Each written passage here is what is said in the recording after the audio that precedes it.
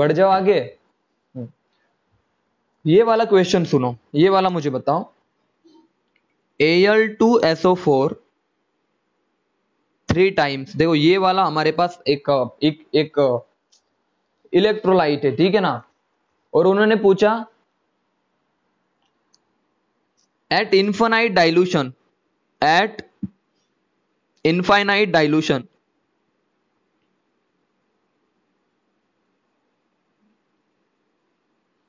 Infinite dilution पे जो इसका कंडक्टेंस होगा, मतलब इनफाइनाइट डाइल्यूशन पे जो इसका इक्विवेलेंट कंडक्टेंस, देखो डराने के लिए आपको इक्विवेलेंट कंडक्टेंस वर्ड यूज कर देंगे वो, ठीक है ना। जो इसका इक्विवेलेंट कंडक्टेंस होगा ना, वो किस पे डिपेंड करेगा, इनफाइनाइट डाइल्यूशन पे। तो ऑप्शन नंबर ए, बी, सी। तो ऑप्शन नंबर ए देखो, limiting molar conductivity of Al+3 plus limiting molar conductivity of SO4 2-। Option number ये फर्स्ट वाला ऑप्शन था। ऑप्शन नंबर बी देखो, limiting molar conductivity of Al+3 plus 3 into limiting molar conductivity of SO4 2-, ठीक है ना। 2 into limiting molar conductivity of Al+3 plus 3 into limiting molar conductivity of SO4 2-। इनमें से option में से बताओ कि eight infinite dilution equivalence conductance किस पे डिपेंड होगा। तो बहुत बच्चे क्या गलती करेंगे पता है क्या, और इसको टिक कर देंगे। अरे आयंस तो आयंस होते हैं ना, उसको तो आप देखो, यहाँ पे एल्यूमिनियम आयन है तो इसको एक ही बार देखो, इसको भी एक ही बार देखो। उन्होंने पूछा है एट इनफाइनाइट डाइल्यूशन पे प्रेजेंट तो एक ही होगा ना, एल्यूमिनियम+3। बहुत सारे एल्यूमिनियम हो गए लेकिन एक आयंस होगा ना, आप समझ में आ रहा है। Al2SO4 देखो, अब ऐसा सॉल्यूशन के अंदर जाने के बाद बहुत सारे एल्यूमिनियम+3 होगा और बहुत सारे सल्फेट हो गए। Generally at infinite dilution conductance इन दोनों पे डिपेंड होगा ना, 2 हो 3 हो क्या फर्क पड़ता है। समझ में आया सबको? तो this is your correct option. 2 हो या 3 हो क्या फर्क पड़ता है, समझ में आया सबको? इनफाइनाइट डाइल्यूशन पे कंडक्टेंस डिपेंड ऑन उनके आयंस, है ना। देखो देखो यहाँ पे मैंने जानबूझ के 2 और 3 लिखा है, ये बात समझो, आपको डराने के लिए, आपसे गलतियां होने के लिए। मुझे एक बात बताओ, जैसे अपने एल्यूमिनियम सल्फेट को पानी के अंदर डाला, 2 टाइप के आयन प्रोड्यूस हो गए, या तो सर एल्यूमिनियम होगा या तो सल्फेट होगा। यानी कि जो कंडक्टेंस होगा Al+3 पे डिपेंड होगा या तो सल्फेट पे डिपेंड होगा। चाहे वो 2 हो 3 हो कुछ फर्क नहीं पड़ता। तो ये वाला आपका ऑप्शन ज्यादा करेक्ट है। समझ में आया सबको? Equivalent molar limiting molar conductivity Al+3 और सल्फेट की इस पे डिपेंड करती है। मैंने 2 और 3 जानबूझ के रखा है, ठीक है ना। तो इससे कभी भी इसको ऑप्शन को टिक मत कर देना, ये आपका गलत हो जाएगा। ये दोनों ऑप्शन आपके गलत है, ये आपका सही ऑप्शन है। समझ में आया सबको? अभी कोरलॉस लॉ आप क्लियर है सबको? 2-3 डराने के लिए दे देते एग्जामिनर, तो वहां पे गलतियां मत कर देना। बहुत अच्छे।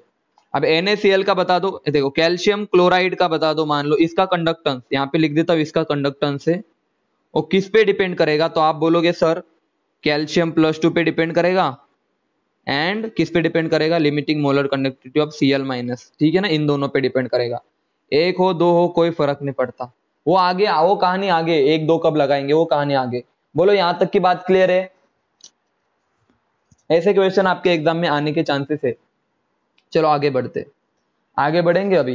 ये वाला जो अभी नेक्स्ट लेने वाला हूं ना, ये बहुत ही इंटरेस्टिंग प्रॉब्लम है, ये बहुत ही इंटरेस्टिंग प्रॉब्लम है। बच्चों में थोड़े फॉर्मूले आपको बता रहे हो। देखो देखो अल्फा जो होता है ना, अल्फा होता है √k/c। ये आयोनिक में पढ़ेंगे, बहुत बच्चों ने पढ़ा है ऑलरेडी आयोनिक में। जिन्होंने आयोनिक नहीं पढ़ा, मैं फॉर्मूला आपको बता देता हूं, उसके बाद फिर आपको कनेक्टिविटी आ जाएगी। देखो for acid, for weak acid, यहाँ पे लिख देता हूं फॉर वीक एसिड। बच्चों वीक एसिड के लिए जो अल्फा होता है ना, ये ओरिजिनल फॉर्मूला है अल्फा का। तो क्या होता है अल्फा, √k/c। तो आप लिख सकते हो इस अंडर को हटाने के बाद ये क्या आ जाएगा, अल्फा इज इक्वल टू, देखो Ka/c, और मैं यहाँ पे 1/2 लिख देता हूँ अंडर रूट की जगह पे, ठीक है ना। ऐसा लिख सकते हैं हम, अंडर रूट को हम 1/2 लिख सकते हैं, ठीक है ना। और इस 1/2 को इधर लाने के बाद हो जाएगा α² इज इक्वल टू Ka/c, और K आपका आ जाएगा C α²। समझ में आया सबको? अभी आपका जो कांस्टेंट है ना वीक एसिड का, वो आपका आ जाएगा सी अल्फा स्क्वायर। ये फॉर्मूला समझ में आया सबको? मैसेज करके बताओ। कांस्टेंट डिसोसिएशन कांस्टेंट, जैसे अल्फा होता है डिग्री ऑफ डिसोसिएशन, बच्चों अल्फा होता है डिग्री ऑफ डिसोसिएशन, वैसे के होता है आपका dissociation constant for weak acid. Message करो, ये फॉर्मूला सबको याद हो गया। अल्फा के होता है आपका C alpha square, C is the concentration. चलो अब आगे पढ़ते हैं। अब देखो प्रॉब्लम सुनो पहले अच्छे से। उन्होंने गिवन है बच्चों, याद रखना व्हाट दे गिवन, उन्होंने एक सॉल्यूशन गिवन है, ठीक है ना, ये सॉल्यूशन है बच्चों। इस सॉल्यूशन में उन्होंने क्या गिवन है अच्छे से सुनना, ये सॉल्यूशन है आपके पास। और भाई इस सॉल्यूशन के अंदर बहुत अच्छे से देखना, equivalence conductance of this solution is 8 ohm inverse centimetre square, ये वाला ठीक है ना, पर इक्विवेलेंट, ये होगा पर इक्विवेलेंट, ठीक है ना। पर मोल की जगह पे हम पर इक्विवेलेंट यूज करेंगे क्योंकि इक्विवेलेंट कंडक्टेंस है ये वाला, ठीक है ना। उसके बाद उन्होंने क्या किया इस सॉल्यूशन को, और भाई इस सॉल्यूशन का जो कॉन्सेंट्रेशन था ना, इस सॉल्यूशन का जो कॉन्सेंट्रेशन है ना, वो उन्होंने गिवन है m/32। इसका क्या मतलब है, कोई बता सकता है? कॉन्सेंट्रेशन m/32 का मतलब कोई बता सकता है? एनीवन इसका मतलब कोई बता सकता है? अरे इसका मतलब होता है 1/32 मोलार, समझे? एग्जामिनर कितना शातिर होता है, आप समझ में आया आपको? इसका मतलब होता है 1/32 मोलार कॉन्सेंट्रेशन है। बोलो भाई क्लियर है सबको? Concentration is 1/32 molar. अब क्लियर है सबको? मैसेज करो हाँ या ना। ऐसे क्वेश्चन पूछता है एग्जामिनर।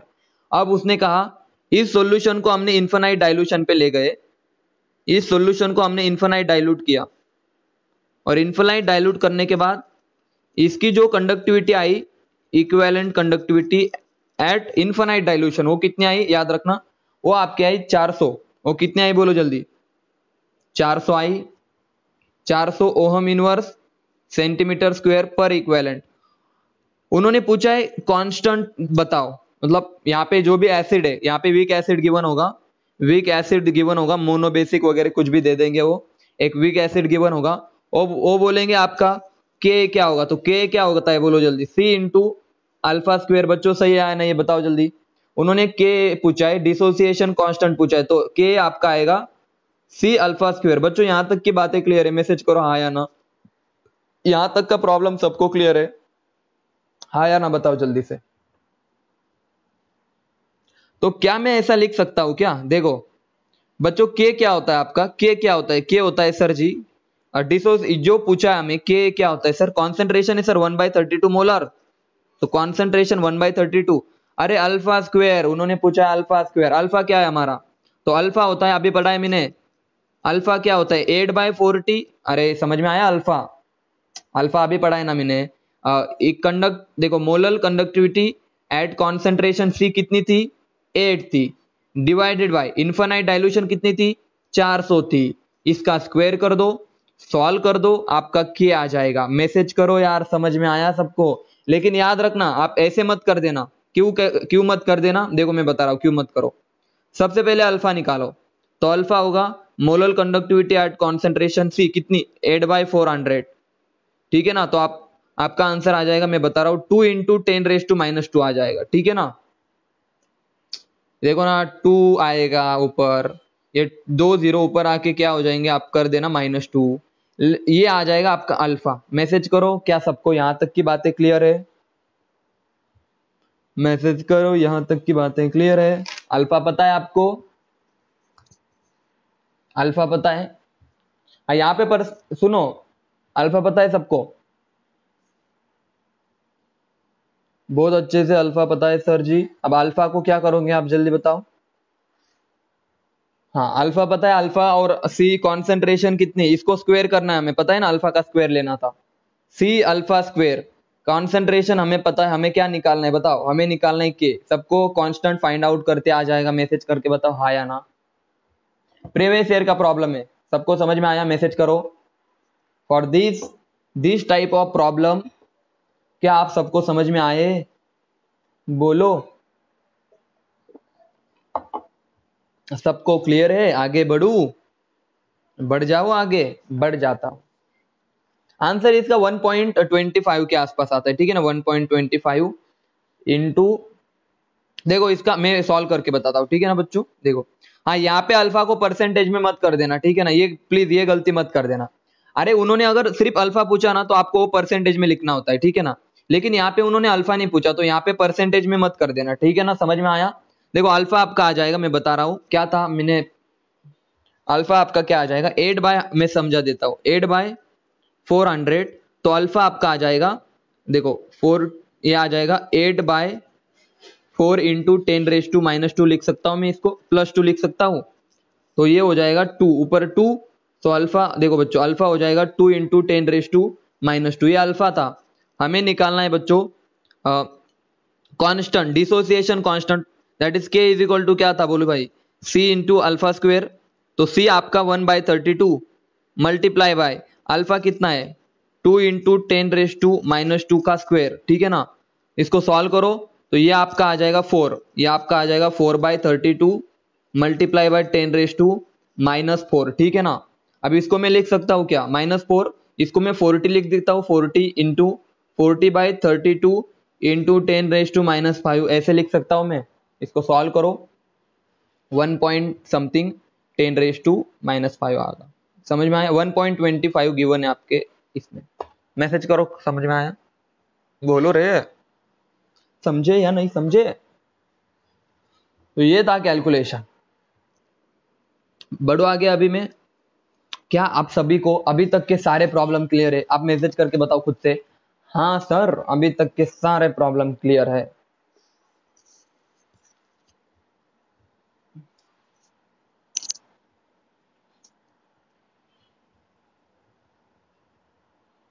ठीक है ना, बहुत अच्छे यार। अब जो प्रॉब्लम मैं लेने वाला हूं ना आपको मजा आ जाएगा। देखो एक ये वाला प्रॉब्लम को मैं यहाँ पे लिख देता हूँ, इंपॉर्टेंट है। इस टाइप के प्रॉब्लम अगर आपके एग्जाम में आए तो सॉल्व करते आना चाहिए, इसी टाइप का आएगा, ठीक है ना।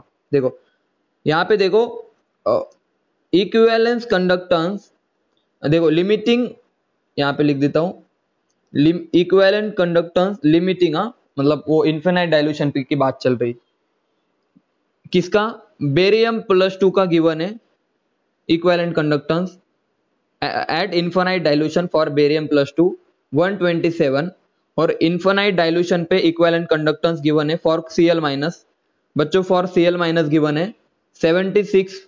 और उन्होंने पूछा है, याद रखना, उन्होंने पूछा है ओवरऑल किसके लिए पूछा है पता है, उन्होंने पूछा है इन्फिनाइट डाइल्यूशन पे BaCl2 के लिए क्या होगा इक्विवेलेंस कंडक्टेंस। यहाँ पे मैं मेंशन कर देता हूँ equivalence conductance, equivalence conductance conductance. तो आप बोलोगे सर जी बहुत सिंपल है ना, इनको दोनों को ऐड कर दो, लेकिन ऐसा मत करना, ऐसा मत करना। देखो मैंने ये क्वेश्चन नहीं पूछा कि, बहुत अच्छे से सुनो क्वेश्चन सुनो, मैंने ये नहीं क्वेश्चन पूछा कि BaCl2 का कंडक्टेंस किसके वजह से होगा, वो तो इन दोनों के वजह से होगा, ये तो सबको पता है, वो तो इसके वजह से होगा और इसके वजह से होगा, लेकिन कितना होगा ये हमें पता है क्या नहीं। बहुत अच्छे से सुनो मैंने क्या बताया। देखो दो तरह के क्वेश्चन आते हैं, या तो वो पूछेंगे कि पर्टिकुलर मॉलिक्यूल है और उसका कंडक्टेंस किन आयंस की वजह से होगा, तो आयंस आपको मैंने ऑलरेडी बता चुका हूं कैसे पहचानना है, लेकिन क्वेश्चन है कितना होगा। तो ये क्वेश्चन इक्विवेलेंस की है, देखो यहाँ पे इक्विवेलेंस मेंशन है, क्या मेंशन है इक्विवेलेंस कंडक्टेंस। याद रखना इक्विवेलेंस कंडक्टेंस का फॉर्मूला मैं बता रहा हूँ, सुनो फॉर्मूला बता रहा हूँ। किसी का भी इक्विवेलेंस कंडक्टेंस अगर निकालना है at infinite dilution, equivalence conductance at infinite dilution आपका होता है, सुनना 1/n factor of positive charge into, सुनना into limiting molar conductivity of that positive charge ion plus 1 equivalence conductance के लिए चल रहा है ये बात, इक्विवेलेंस कंडक्टेंस के लिए, ठीक है ना, plus 1/n factor of minus charge, मतलब जो भी आयन होगा, multiply by molar conductivity eight infinite dilution of negative charge. तो अब बताओ मुझे आपके पास कौन से कैटायन और एनायन है, तो आप बोलोगे सर हमारे पास बेरिलियम +2 है और दूसरा Cl- है। बेरिलियम +2 का बोलो जल्दी एन फैक्टर कितना आएगा, तो आप बोलोगे सर 2 आएगा, सिंपल सी बात है, मल्टीप्लाई बाय, समझ में आया ना, 2 क्यों लिया, अरे एन फैक्टर पढ़ा रखा है मैंने, 2 देखो जितने चार्ज होगा उतना, मल्टीप्लाई बाय उसकी कंडक्टिविटी कितने आएंगे, तो मैं लिख देता हूं 127 plus n factor of chlorine कितना आएगा 1 आएगा, मल्टीप्लाई बाय उसकी कंडक्टिविटी कितनी है 76। इसको सॉल्व कर दो, आपको मिल जाएगा मोलर कंडक्टिविटी ऑफ BaCl2। समझे? अभी बताओ जल्दी से। इक्विवेलेंस कंडक्टिविटी मतलब लिमिटिंग इक्विवेलेंस कंडक्टिविटी, ऐसे बोल सकता हूं मैं, लिमिटिंग इक्विवेलेंस कंडक्टिविटी। आपका आंसर मैं बता रहा हूं 139.5 के आसपास आ जाएगा। ये वाला फॉर्मूला याद रखना है आपको, इस वाले फॉर्मूले को अच्छे से देख लेना, ठीक है ना। ये वाला प्रॉब्लम आपको सॉल्व हो जाएगा। मैसेज करो, आप क्लियर है सबको कौन सा फॉर्मूला कब यूज करना है। देखो पहली बात सुन लो बच्चों, अगर उन्होंने पूछा आपसे कि कौन से आयन रिस्पॉन्सिबल होंगे, तो मैंने इसके पहले बता चुका हूं कौन से आयन, लेकिन आयन से पूछा कि कितनी आएंगी, तो आपको ये ऊपर वाला फॉर्मूला यूज करना है, ठीक है। ये प्रॉब्लम आपको सॉल्व हो जाएगा। मैसेज करके बताओ हाँ या ना, जल्दी बताओ। इस टाइप के प्रॉब्लम आपको सॉल्व हो जाएंगे। क्लियरली बताओ 1/n factor of positive into, ऐसे प्रॉब्लम आपको मिल जाएंगे। देखो JEE मेंस के एग्जाम में भी हो गए, और नीट के एग्जाम में भी, CET के एग्जाम में भी एक दो प्रॉब्लम मिल जाएंगे, और डाउट हो तो मैं हूं आपके लिए अवेलेबल। लास्ट प्रॉब्लम में आपको दो प्रॉब्लम बाकी, उनको सॉल्व कर लेते, फिर आपके सारे जितने भी कंडक्टेंस के प्रॉब्लम थे, आपके जितने भी इस साल मतलब पहले पूछे गए, सारे में डिस्कस कर चुका होगा। देखो एक सिंपल प्रॉब्लम है, आप खुद बताना। एक सॉल्यूशन है बच्चों 0.1 नॉर्मल, किसका? KCl का सॉल्यूशन है। इस सॉल्यूशन का जो स्पेसिफिक कंडक्टिविटी थी कापा, वो कितनी थी? 0.012 यूनिट, उसकी पता हो गया आपको। और इस सॉल्यूशन का जो रेजिस्टेंस था, और रेजिस्टेंस भी गिवन है 55 ओहम। पूछा है इस सॉल्यूशन के लिए सेल कांस्टेंट की वैल्यू क्या होगी। मैसेज करके बताओ क्या होगी, आप निकाल के देखो। ऑप्शन दे देता हूं मैं, ABC, ऑप्शन दे देता हूं ABC। यहाँ पे लिख देता हूं 0.6, 1.8, 2.3। मैसेज करके बताओ इनमें से क्या आपका सेल कांस्टेंट आएगा। एक सॉल्यूशन है 0.1 normal KCl, specific resistivity given है और रेजिस्टेंस गिवन है। आपसे पूछा है कि x क्या होगा, सेल कांस्टेंट पूछा है, सेल कांस्टेंट। मैसेज करके बताओ कोई।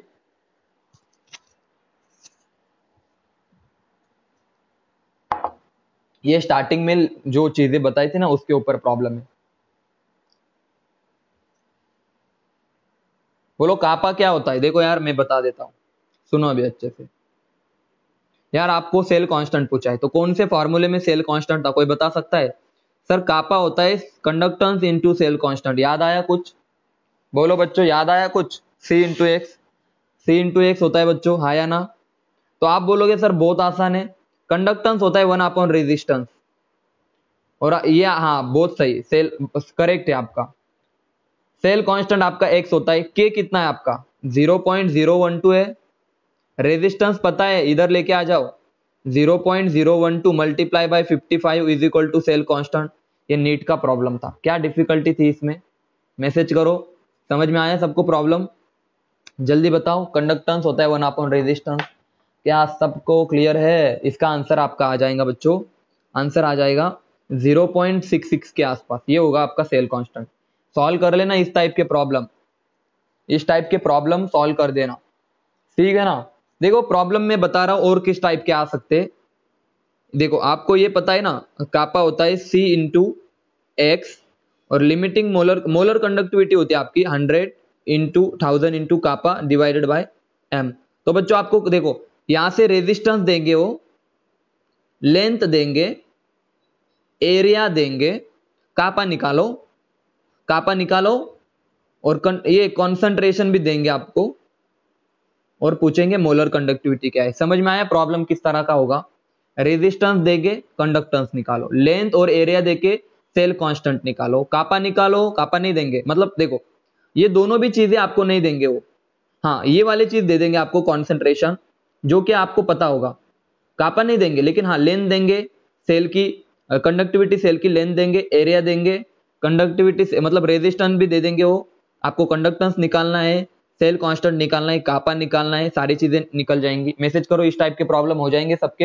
ये बोर्ड के लेवल को आते हैं, ठीक है ना। मैं CET के यहाँ पे CET के इस टाइप के प्रॉब्लम आते हैं, वैसे आ नहीं सकते, लेकिन फिर भी मैं बता रहा हूँ CET या बोर्ड को क्या पूछेंगे वो। देखो सुनना अच्छे से, हाँ बहुत अच्छे से सुनना, वापस से मैं एक बता देता हूँ। आपको मोलर कंडक्टिविटी पूछेंगे बच्चों, आपको मोलर कंडक्टिविटी पूछेंगे, और ये कापा और m आपको पता होने चाहिए। तो कॉन्सेंट्रेशन देंगे वो, कापा कैसे निकालोगे? तो सर कापा होता है C इंटू एक्स, तो रेजिस्टेंस आपको देंगे वो, लेंथ देंगे, एरिया देंगे, एक्स निकालो, कंडक्टेंस निकालो, रेजिस्टेंस पे से इनको मल्टीप्लाई करो, कापा निकल जाएगा, कापा पता है, मोलर आप मोलर कंडक्टिविटी निकालो। समझ में आया सबको? मैसेज करके बताओ। और आखिरी प्रॉब्लम, इसका आंसर आप दे दो। किसी मेटल रॉड को आपने हीट किया एक एंड से, यहां से आपने हीट किया बच्चों, एक एंड पे आपने हीट करा, और दूसरा एंड क्या हो जाएगा हीट करते करते, ये भी एंड थोड़ा सा क्या हो जाएगा, क्यों हुआ हॉट? कोई बता सकता है? Option A,